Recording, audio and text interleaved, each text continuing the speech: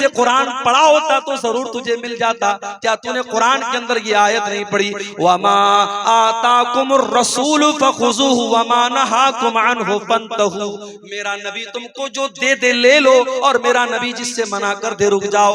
ऐ खातून, मेरे नबी ने ऐसी औरतों का नाम लेकर के लानत की है। जब मेरे नबी ने लानत की है तो समझो अल्लाह ने लानत की है, क्योंकि अल्लाह कह रहा है मेरा नबी जो दे दे ले लो, मेरा नबी जिससे मना कर दे रुक जाओ।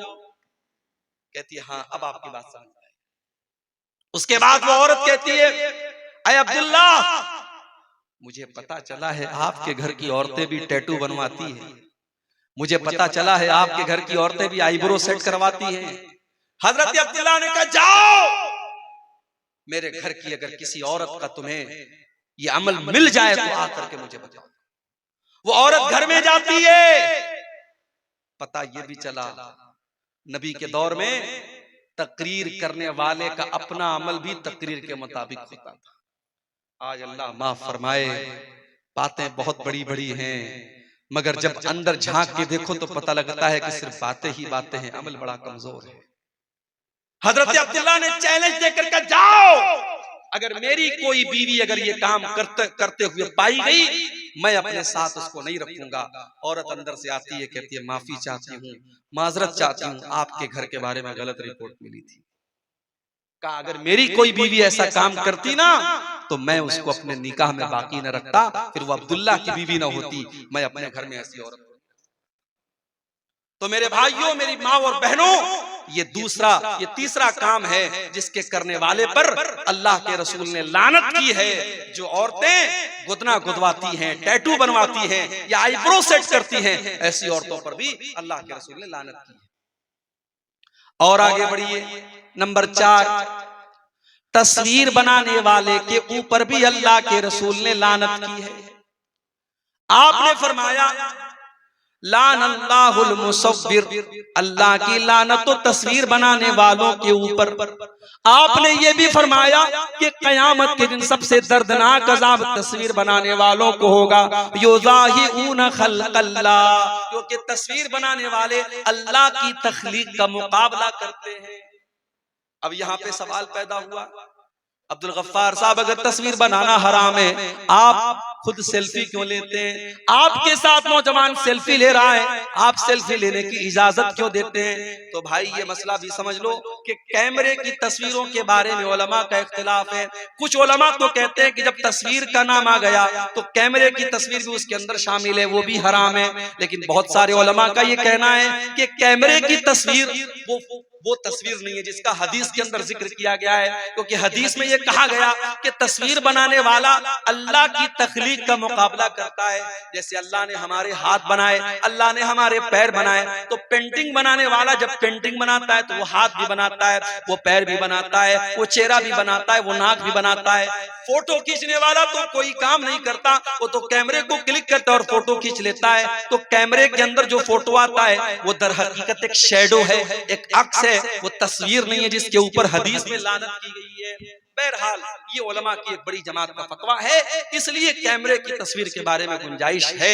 और हमारे जो भाई हमारे साथ सेल्फी लेते हैं तो हम इसलिए इजाजत दे देते कि चलो भाई, आज के जमाने में लोग फिल्मी हीरो को अपना हीरो मानते हैं, कोई क्रिकेटरों को अपना हीरो मानता है। अगर हमारा नौजवान अपने उलमा को अपना हीरो मानता है और अपने दीन का काम करने वाले दुआत के साथ वो सेल्फी लेने को अपने लिए शौक की चीज समझता है तो हम बहुत सख्ती नहीं करते हैं। लेकिन फिर भी तस्वीरों के मामले में हमें एहतियात करनी चाहिए। और अपनी बहनों से कहना चाहूंगा, आपका तस्वीर लेकर के उस तस्वीर को कहीं पर भी शेयर करना ये बिल्कुल सही नहीं है। हमारी बहुत सारी मुसलमान बहनें वो अपने स्टेटस पर अपनी तस्वीर लगाती, नया कपड़ा पहना, जल्दी से इंस्टाग्राम पे फोटो डाल दिया, फेसबुक पर फोटो डाल दिया। आपके इसी कटिहार और पूर्णिया की कई मुसलमान लड़कियों को मैं जानता हूं जो बहुत फेमस हैं, इंस्टाग्राम पर बहुत फेमस हैं, फेसबुक के ऊपर बहुत फेमस है। वो इसके पहले जब टिकटॉक चलता था उनके वीडियोस बड़े वायरल होते थे। मुसलमान लड़कियां हैं और छोटे छोटे क्लिप बना करके वो शेयर करती हैं। जायज नहीं है मेरी बहनों, आपका अपने जिस्म को और अपने चेहरे को किसी गैर के सामने दिखाना ये जायज नहीं है। और सोशल मीडिया तो एक पब्लिक प्लेटफॉर्म है, कोई भी देख सकता है, वहां पर तो इस तरीके की चीजें डालना बिल्कुल भी जायज नहीं है। तो तस्वीर के मामले में भी हम बहुत एहतियात 4 चीजें हो गई। नंबर 5, अल्लाह के नबी के सहाबा की को बुरा भला कहने वाले के ऊपर भी अल्लाह की लानत होती है। अल्लाह के प्यारे नबी फरमाते मन सब असहाबी, जो मेरे सहाबा को बुरा भला कहता है, जो मेरे सहाबा को गाली देता है, फअलैहि लानतुल्लाहि वल मलाइकति वन नासि अजमईन, उसके ऊपर अल्लाह की लानत हो, उसके ऊपर इंसानों की लानत हो, उसके ऊपर फरिश्तों की लानत हो। सहाबा को बुरा भला कहने वाला मलून है, उसके ऊपर लानत हो, ये नबी के अल्फाज। मेरे प्यारे साथियों, कयामत तक कोई जितना भी नेक और मुत्तकी बन जाए, कोई एक सहाबी के पांव की धूल के बराबर भी नहीं हो सकता, क्योंकि सहाबा वो लोग हैं जिन्होंने अल्लाह के नबी का दीदार किया है, जिन्होंने अल्लाह के नबी से मुलाकात की है। हम सहाबा के बराबर नहीं हो सकते, हम सहाबा के जैसे नहीं हो सकते। और आगे बढ़ो। अल्लाह की लानत का हकदार बनाने वाला एक और काम है रिश्वत लेना और देना। अल्लाह के नबी फरमाते हैं लानल्लाहु राशि वल मुर्तशी, रिश्वत लेने वाले पर भी अल्लाह की लानत और रिश्वत देने वाले पर भी अल्लाह की लानत। शेख साहब, बगैर रिश्वत दिए बिजली का मीटर नहीं लगता, बगैर रिश्वत लिए किसी जमीन का कागज पास नहीं होता, बगैर रिश्वत लिए जमीन की रजिस्ट्री नहीं होती। ठीक है, जहां मजबूरी है और वो काम ऐसा है कि आप अगर रिश्वत नहीं देंगे काम नहीं होगा, वो अलग मैटर। लेकिन अपने फायदे के लिए रिश्वत देना और अपनी आसानी के लिए रिश्वत देना, वो काम बगैर रिश्वत दिए हो सकता था, फिर भी रिश्वत दे के अपना काम जल्दी से करा लेना, ये गलत है।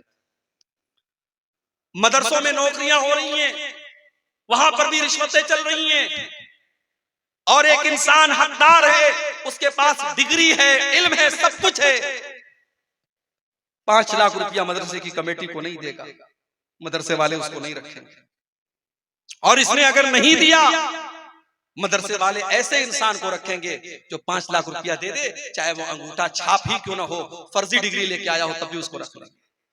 उलमा ने यह भी लिखा है, जहां ये हालात पैदा हो जाएं और आपको पता हो अगर हमने यहां रिश्वत नहीं दी, हमने पैसा नहीं दिया, तो यहां एक हकदार का हक मारा जाएगा और एक नालायक आदमी उस ओहदे पर और उस चीज पर काबिज हो जाएगा।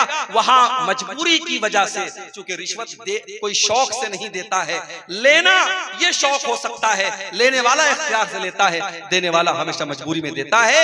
तो रिश्वत देने वाला ऐसी मजबूरी के केस में उसकी अल्लाह ताला क्या उसको छूट मिल सकती है, मगर आम हालात में मसला यही है, रिश्वत लेने वाला और रिश्वत देने वाला दोनों के बारे में अल्लाह के नबी ने लानत की।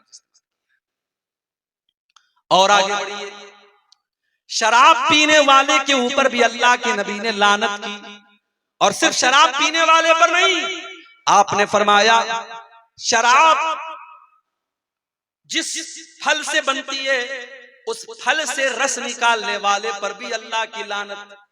और जो इंसान उस रस को निचोड़ रहा है, उस फल में से, उस अंगूर में से रस को निकाल रहा है, और जो अपने बर्तन में निकलवा रहा है, दोनों के ऊपर अल्लाह की लानत।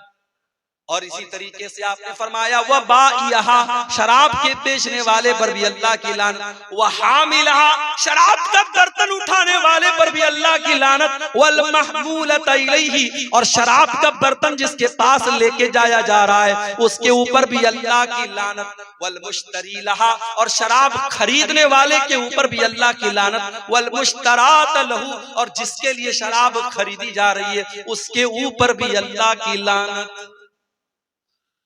बड़े बड़े 5 स्टार होटलों में शराब भी परोसी जा रही है और कोल्ड ड्रिंक भी परोसी जा रही है। मैं कहता हूं ऐसे होटलों में जाना ही नहीं चाहिए। बनारस में बहुत बड़ा होटल है, ताज होटल, बनारस का सबसे बड़ा होटल है। मुझे लोगों ने बताया वहां सुअर का गोश्त भी मिलता है, बकरे का गोश्त भी मिलता है। मैंने कहा यार, जब सुअर का गोश्त और बकरे का गोश्त दोनों मिलता है तो जाहिर है किचन तो एक है, बर्तन तो एक है, पकाने वाला उसी बर्तन में मटन पका रहा है और उसी बर्तन में पोर्क पका रहा है। मैंने कहा अल्लाह की कसम, मैं कभी किसी ऐसे होटल में खाने को नहीं खाना चाहिए। शराब का मामला बहुत खतरनाक है। कभी बाहर में कहीं घूमने फिरने जाता हूं, अगर और किसी होटल में गया और सिर्फ शराब की बोतल नजर आ गई तो वहीं से तबीयत में कराहियत आ जाती है, वहां से हम निकल जाते नहीं। नेपाल एक मर्तबा गया, नेपाल में तो लोग बताते हैं पानी कम शराब ज्यादा बिकती है, हर होटल में शराब नजर आ रहा था, परेशान हो गया। बड़ी मुश्किल से एक होटल मिला, एक इंडियन का होटल था, जैन का होटल था, वो बिल्कुल प्योर वेज होटल था, और उससे बाहर लिखा था हमारे यहाँ शराब नहीं मिलती है। हम लोग दोस्त लोग थे, हम लोगों ने उस होटल में जाके खाना। परहेज करना चाहिए मेरे भाई, बचना चाहिए। शराब पीना ही हराम नहीं है, शराब में किसी तरीके का सपोर्ट करना ये भी हराम है। और आगे बढ़िए, नंबर 8, अल्लाह की लानत का हकदार बनाने वाला 8वां काम, लान अल्लाहुल मुतशब्बिहीन बिर्रिजालि मिनन निसा। अल्लाह की लानत तो ऐसी औरतों के ऊपर जो मर्दों की नकल करती हैं, वलान अल्लाहुल मुतशब्बिहाति मिनन निसाई बिर्रिजाल, और अल्लाह की लानत तो ऐसे मर्दों के ऊपर जो औरतों की नकल करते हैं। औरतें हैं, पैंट और टी शर्ट पहन रही हैं, पैंट और शर्ट पहन रही हैं, टाइट कपड़े पहन रही हैं, ये मर्दों की मुशाबाहत नहीं है। छोटे छोटे बाल कटवा के ऐसा लग रहा है कोई मर्द जा रहा है। बाज औरतों को देखिए, कभी कभी कहीं टिकट लेने खड़े हो जाओ, लाइन में कोई औरत खड़ी रहती है और पैंट और शर्ट पहने हैं और छोटे छोटे बाल है, पीछे से समझ में नहीं आता कि मोहतरम है कि मोहतरमा है। आदमी कंफ्यूज हो जाता है कि ये आदमी है कि औरत है। ऐसी औरतों पर लानत की अल्लाह के रसूल, और ऐसे मर्दों के ऊपर भी अल्लाह की लानत हो जिनको बस लिपस्टिक लगाना बाकी है। हिजड़े तो ऐसे ही बन गए, दाढ़ी वाड़ी तो बिल्कुल साफ है, और बाल भी माशाल्लाह बाज लड़कों के देखो तो काफी बड़े बड़े रहते हैं। आजकल बाल 2 टाइप के चलते हैं, एक बिल्कुल लेडीज कट बाल और एक सुअर कट बाल, जो आधा टकला रहता है आधा बाल रहता है, वो भी हराम है याद। तो ये 2 टाइप के बाल भी हमारा नौजवान रखता है। बाज नौजवानों को देखता हूँ कानों में बाली भी पहने रहते हैं, कानों में भी छेद करवाए रहते हैं, कहते हैं फैशन है मौलवी साहब, सोने की चैन भी गले में डाला हुआ, फैशन है मौलवी साहब। अभी ये फैशन आया है, कल लिपस्टिक का फैशन आएगा, लिपस्टिक भी लगाएगा ये, परसों फैशन आएगा नेल पॉलिश लगाओ, ये नेल पॉलिश भी लगाएगा। अल्लाह की लानत हो ऐसे मर्दों के ऊपर जो औरतों की मुशाबहत इख्तियार करते हैं, जो औरतों की तरह बातचीत करते हैं। और बाज लड़कों के अंदर मैंने देखा, बचपन से अगर वालिदैन कंट्रोल नहीं करते, औरतों के अंदाज में बातचीत करते हैं, तो बड़े होने के बाद औरतों जैसी सिफात पैदा हो जाती है। मर्द को मर्द ही रहना चाहिए मेरे भाई, उसके अंदाज और उसको कपड़े। बात हमारे रिश्तेदारों में हमने एक जगह देखा, एक लड़की थी, बचपन से उसको उसके वालिदैन लड़के का कपड़ा पहनाते थे। आज वो लड़की 20 साल की हो गई, माँ बाप चाहते हैं लड़की सलवार समीज पहने, लड़की औरतों का कपड़ा पहने, मगर बचपन से उसको लड़कों का कपड़ा पहनाया है। आज 20 साल की लड़की होगी, आज भी वो लड़कों का कपड़ा पहनती है, तो ये जायज नहीं है मेरे भाई, अल्लाह के नबी ने लानत की।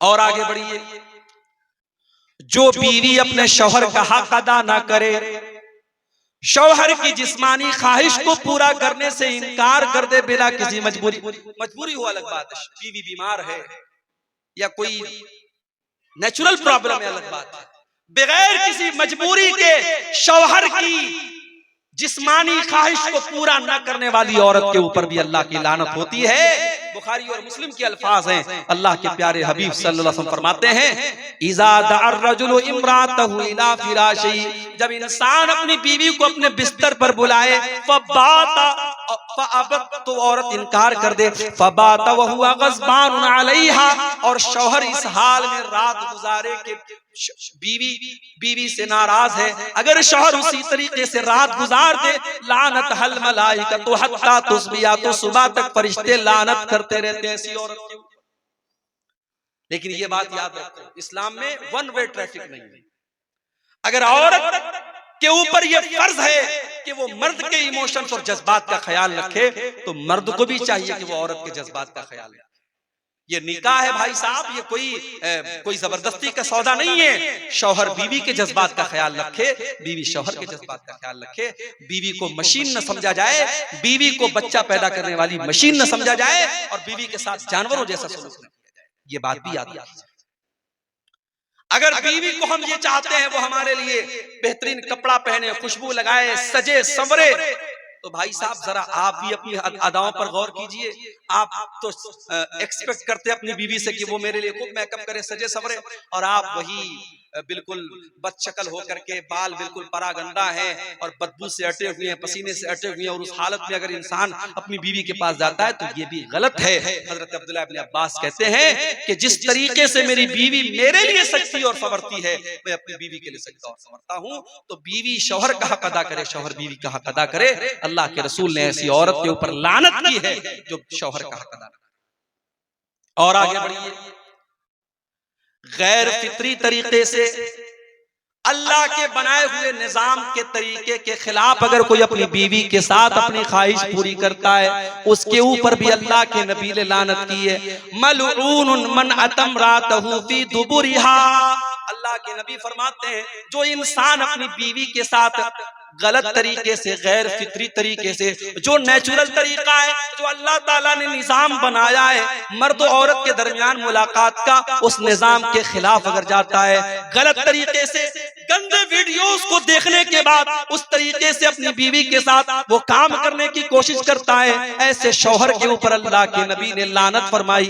मलऊन मन अतम रातहु फी दुबुरिहा, जो औरत के साथ गैर फितरी तरीके से सोबत करता है, उस इंसान के ऊपर भी अल्लाह की लानत।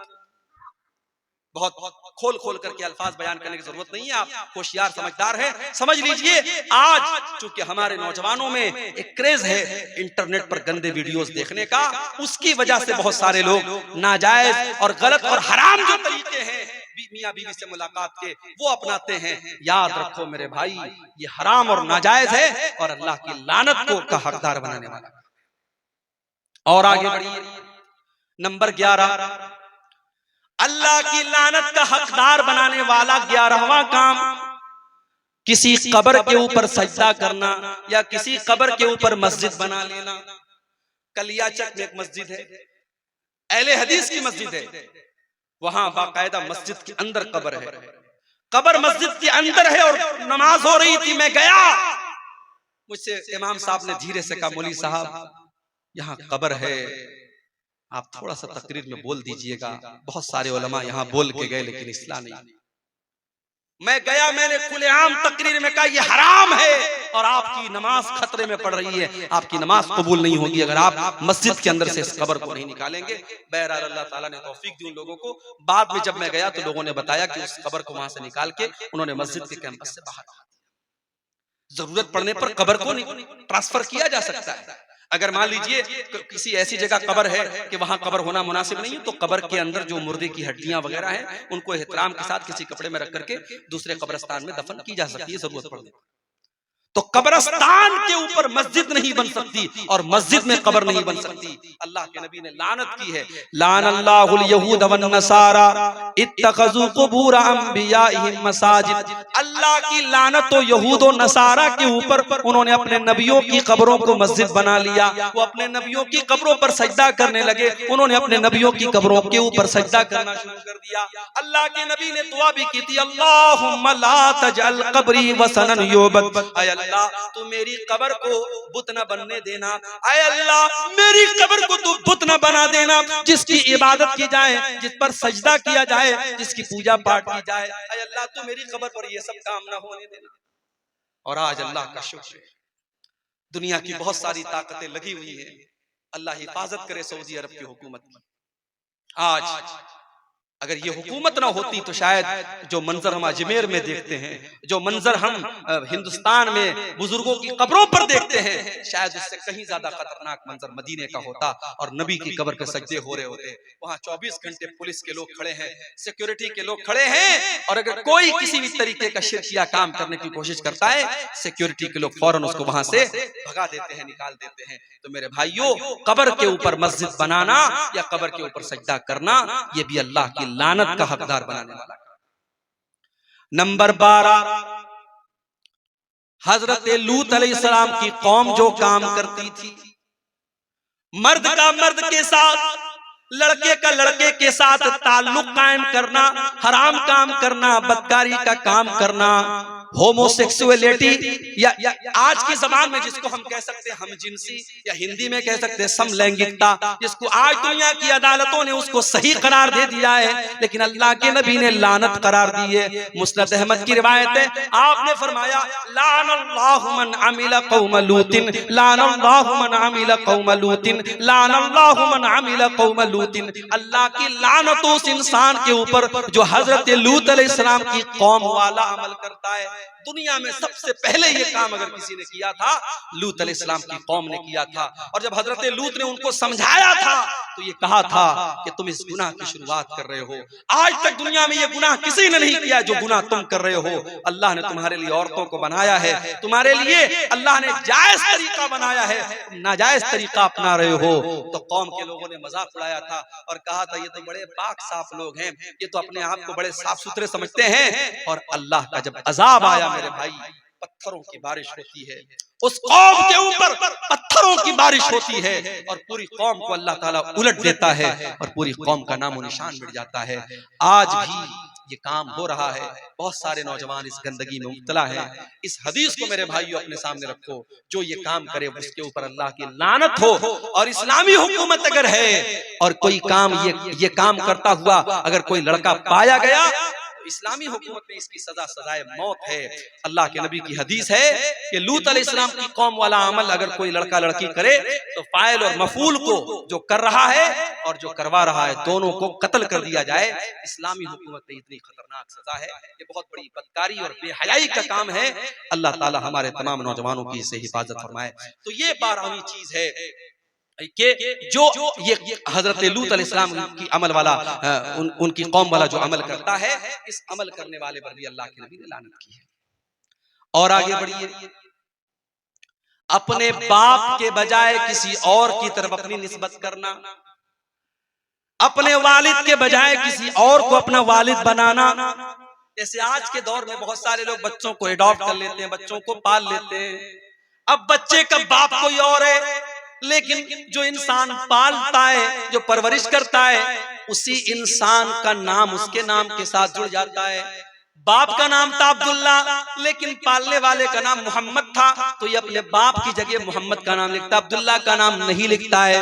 ये इतना खतरनाक काम है। अल्लाह के नबी फरमाते मनिद्दा इला गैरि अबीही, जो अपने बाप के बजाय किसी और का नाम अपने बाप के नाम की जगह जोड़े,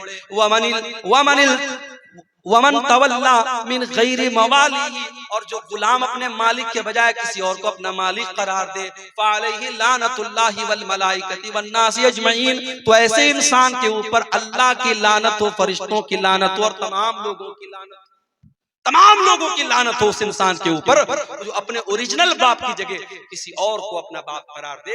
इसीलिए बड़ी सख्ती है। अगर आप बच्चे को एडॉप्ट करते हैं तो उलमा का फतवा मौजूद है और कुरान की आयतें मौजूद हैं कि उसकी वल्दियत की जगह आप ओरिजिनल बाप का नाम लिखेंगे। अब हमारे यहाँ बड़ा मसला है, आप आधार कार्ड बनवाएंगे, उस पे ओरिजिनल बाप का नाम चढ़वाएंगे तो मसला पैदा होगा। तो आधार कार्ड वगैरह में मजबूरी के तौर पर आप अपना नाम जोड़ सकते हैं, मगर जहां इस्लामी पॉइंट ऑफ व्यू से जरूरत पड़ेगी, मिसाल के तौर पर निकाह के टाइम या मिसाल के तौर पर कोई गवाही के टाइम, तो वहां वल्दियत में जो ओरिजिनल बाप है उसी का नाम दिया जाएगा। पालने वाला, परवरिश करने वाला वो बाप नहीं हो सकता है। उसको एहतराम में वो लड़का बाप, अब्बा जान कह सकता है, अब्बू कह सकता है, पापा कह सकता है, मगर ओरिजिनल उसका जो बाप है वो वही रहेगा जिसने उसको जन्म दिया है, जो उसका बाप। इसी तरीके से 14वीं चीज मेरे भाइयों जो अल्लाह की लानत का हकदार बनाती है, हलाला करने वाला और करवाने वाला। हलाला समझते हैं? नाम सुना है हलाला का? किसी ने 3 तलाक दे दी अपनी बीवी को, एक साथ 3 तलाक। हमारे यहाँ मसला क्या है कुरान और हदीस की रोशनी में? अगर कोई एक साथ 3 नहीं 300 तलाक दे दे वो एक ही मानी जाएगी। क्यों? क्योंकि तलाक एक मर्तबा में एक ही होती है, एक से ज्यादा नहीं होती। तलाक का एक प्रोसेस है। अगर किसी ने अपनी बीवी को तलाक दिया है तो अब 3 महीने तक वो दूसरी तलाक नहीं दे सकता। 3 महीने तक वो दूसरी तलाक दे ही नहीं सकता। अगर 3 महीने के अंदर वो दूसरी तलाक देगा तो वो दूसरी नहीं मानी जाएगी। एक तलाक देगा इंसान, अब 3 महीने का टाइम है। अगर 3 महीने के अंदर रुजू कर लिया, अच्छी बात है, रुजू कर लिया, बीवी बीवी रहेगी। अगर 3 महीना गुजर गया और रुजू नहीं किया तो निकाह खत्म हो गया, नया निकाह होगा, नया मेहर होगा। फिर आइंदा कभी जिंदगी में झगड़ा होगा और तलाक देगा, वो दूसरी तलाक होगी। यहाँ सारा सिस्टम गड़बड़ कर दिया, तलाक तलाक तलाक। गुस्से में बीवी को तलाक तलाक बोल दिया। अब अपने मौलवी साहब के पास गया, मौलवी साहब ने कहा हलाला कराना पड़ेगा, हलाला कराना पड़ेगा। और हलाला का तरीका क्या है? एक रात के लिए तुम्हारी बीवी किसी से शादी करेगी, एक रात तक वो साथ में रहेगा और अगले दिन वो तलाक दे देगा, फिर औरत इद्दत गुजारेगी, फिर तुम उससे शादी। ये कितनी खुल्लम खुल्ला, कितनी बड़ी बेगैरती और बेहयाई और ज़िनाकारी है। और आज पूरी दुनिया में इस्लाम की इमेज को खराब करने का काम किया है। कितनी फिल्में बनी है इसके ऊपर, कितनी वेब सीरीज बनी है इसके ऊपर। हलाला इतना गंदा काम है मेरे भाइयों। अल्लाह के नबी ने फरमाया लानल्लाहुल मुहल्लिल वल मुहल्लल लहू, हलाला करने वाले पर और हलाला करवाने वाले पर, दोनों के ऊपर अल्लाह की लानत हो। और एक और हदीस में अल्लाह के नबी ने फरमाया कि क्या मैं तुमको ऐसे इंसान के बारे में न बताऊं जो किराए का सांड होता है? सहाबा ने कहा अल्लाह के नबी, किराए का सांड कौन होता है? आपने फरमाया जो हलाला करवाता है। हलाला करवाने वाला अपनी बीवी को किसी गैर के बिस्तर पर भेजने वाला, और वो इंसान किराए का सांड होता है जो ये काम करता है। तो हलाला करने वाला भी और हलाला करवाने वाला भी, दोनों पर अल्लाह की लानत।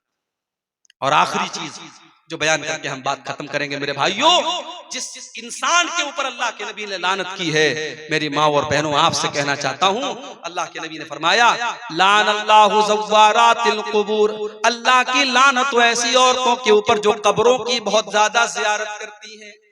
कभी कभार इबरत के तौर पर अगर औरतें कब्रिस्तान चली जाएं, अपनी माँ की कब्र पे, अपने बाप की कब्र पे, अलग बात है, लेकिन बहुत ज्यादा कब्रिस्तान पे जाने वाली और कब्रों की जियारत करने वाली औरतों के ऊपर अल्लाह के नबी ने लानत की है। आपने फरमाया लानल्लाहु ज़व्वारातिल क़ुबूर, कब्रों की बहुत ज्यादा जियारत करने वाली औरतों के ऊपर अल्लाह की लानत हो। आज हिंदुस्तान में कितनी हमारी मुसलमान बहनें हैं, उन पर फतवा है मस्जिद में नहीं जा सकती। मुझे याद है इसी बिहार में गया एक जगह है, गया के एक मौलाना साहब थे, इंतकाल हो गया, अल्लाह माफ करे।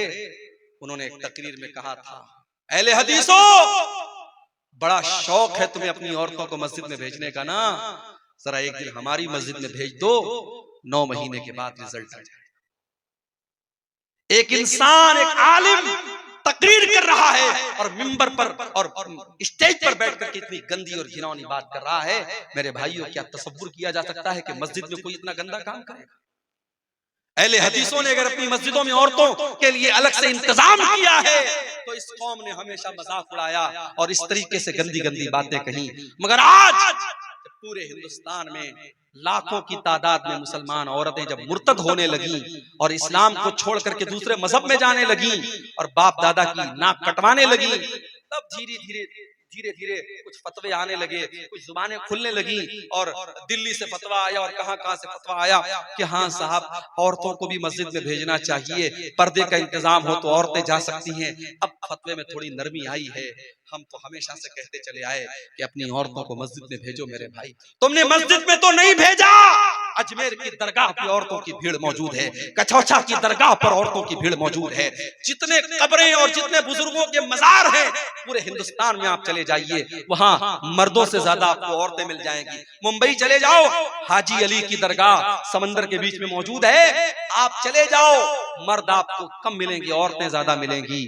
मेरे नबी ने लानत की है ऐसी औरतों पर जो कब्रिस्तान बहुत ज्यादा जाती हैं। कभी कभार इबरत के तौर पे चली जाएं, अलग बात है, मगर इन दरगाहों पर, इन कब्रों पर, इन मजारों पर कोई इबरत के लिए नहीं जाता है। वहां अय्याशी होती है, वहां शिर्क होता है, वहां हरामखोरी होती है। मेरे भाइयों, हमारी औरतों को इस चीज से बचना चाहिए और हमें अपनी औरतों को इससे बचाना है।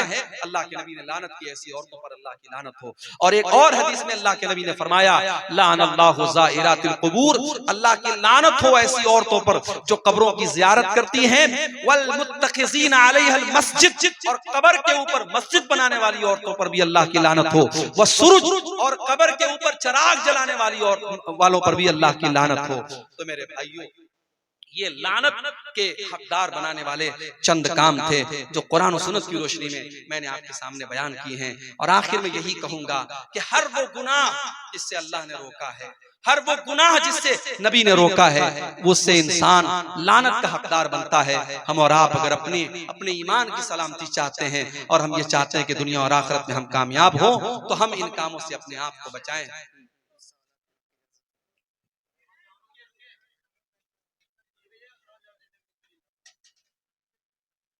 एक सवाल ये किया गया है कि सलातुत तस्बीह की नमाज पढ़ना कैसा है? रमजान में खास तौर पर लोग इसको पढ़ते हैं। देखिए, सलातुत तस्बीह के बारे में जो हदीस आई है, उस हदीस के बारे में खुद उलमा के दरमियान आपस में इख्तिलाफ है। कुछ उलमा का कहना है हदीस सही है, कुछ उलमा का कहना है हदीस ज़ईफ है। लेकिन जो सलातुत तस्बीह का तरीका है नमाज का, वो तरीका बिल्कुल अलग है आम नमाजों से, और उसकी जो फजीलत है वो भी बिल्कुल अलग है। और उसमें जो ऑप्शन दिया गया कि जिंदगी में एक बार पढ़ लो, साल में एक बार पढ़ लो, रोजाना पढ़ लो, ये ऑप्शन भी किसी और इबादत के बारे में नहीं दिया गया है। इसीलिए शेख अब्दुल अजीज इब्न बाज वगैरह का, शेख इब्न उसैमीन वगैरह का फतवा है कि ये नमाज सही नहीं है। जो नमाजें साबित हैं, जैसे चाश्त की नमाज है, जैसे तहज्जुद की नमाज है, और जैसे आम सुन्नत और नफिल नमाजें हैं, वो हमारे लिए काफी हैं। हम उसी का एहतमाम करें। जिस नमाज के बारे में इतना इख्तिलाफ है, उससे हम अपने आप को बचाएं। कोई नापाक जानवर या हराम करदा जानवर कपड़े पर बैठता है, क्या वो कपड़ा नापाक हो जाता है? सिर्फ बैठने से नापाक नहीं होता। नापाक जानवर अगर आपके कपड़े से टच हो गया तो वो आपका कपड़ा इस तरीके से नापाक नहीं हो जाएगा जब तक कि उसकी कोई नापाकी आपके बदन पे न लगे। जैसे अगर मान लीजिए कुत्ता है, भीगा हुआ है, वो टच कर गया तो जहां कपड़े में टच कर गया उसको धुल लीजिए। लेकिन सूखा है और टच कर गया तो कोई हरज की बात नहीं, उससे आपका कपड़ा नापाक। इसी तरीके से कौवा है, चील है, वगैरह वगैरह। कब्रिस्तान की जमीन पर नमाज जनाजा पढ़ना कैसा है? अगर कब्रिस्तान की जमीन है लेकिन वहां पे कब्र नहीं है तो पढ़ सकते हैं। जैसे कुछ कब्रिस्तानों में मैंने देखा कि मुसल्ला अलग होता है, जनाजे की नमाज पढ़ने के लिए एक अलग से स्पेसिफिक जगह होती है। अगर ऐसी जगह है तब तो ठीक है, और अगर वहां पे कब्रें मौजूद है और वहां पे आप जनाजे की नमाज पढ़ रहे हैं तब तो ये मुनासिब नहीं है, ये सही नहीं है। ठीक है। 1 बीघा जमीन 30,000 में किराए पे लेना 1 साल के लिए कैसा है? अब भाई ये खेती बाड़ी का मसला है, इसके बारे में आप अपने इलाके के उलमा से पूछ लें। खेती बाड़ी मैं करता नहीं हूँ और ना मेरा इसमें एक्सपीरियंस है, इसके बारे में बताना थोड़ा मुश्किल है। अच्छा, सब एक ही सवाल है। ठीक ठीक ठीक है। अल्लाह ताला हम सबको नेक अमल की तौफीक अता फरमाए, कहने सुनने से ज़्यादा अमल की तौफीक अता फरमाए। आमीन।